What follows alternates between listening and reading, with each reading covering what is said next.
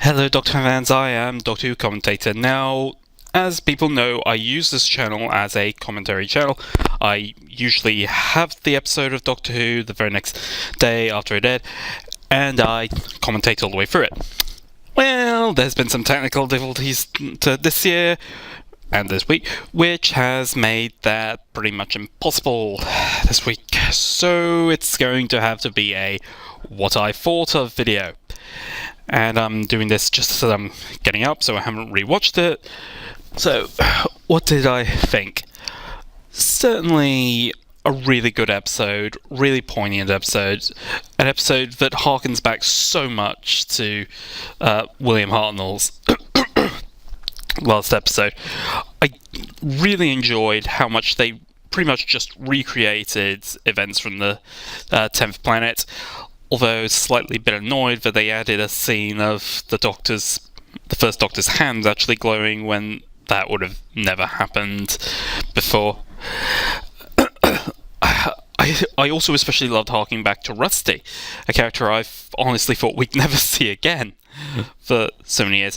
Although at the same time he was just kind of there and then gone. I mean, did you really need him? What else is there to talk about, really? I will say Bill didn't seem that much necessary, to be honest. Other than just to have something to anchor the Doctor down to something he remembered. But I will say this, while it was good, I thought the first 2/3 were exciting and great and interesting, even though I kind of knew where it was going, in the sense that all these creatures aren't really an evil plot, because wasn't really much there to indicate it was from the beginning. So, we take people from the moment they die, then we take what we want and we put them back, and I'm thinking, we've not taken something that nefarious then if they're going to die. So, yeah, I saw the ending coming a mile away. But like I said, the first 2/3 I thought was exciting. The final third was a really stretched and different tone from the rest of it. But while the tone, it was interesting in and of itself and fun to look at, and it was a sign of everything's moving on now, it wasn't quite the tone set in tone with the rest of it, and that was a bit annoying. But overall, it was certainly a wonderful episode. David Bradley is great. Although one other criticism I'd have, and I'm sure I'm going to go into this on the Omega Files, is that David Bradley's Doctor was a bit too chauvinistic. I mean, I'm never great with the black and white episodes anyway. I haven't watched them in years, but I never really saw him act too much that. Oh, don't get me wrong. Yeah, there was a bit.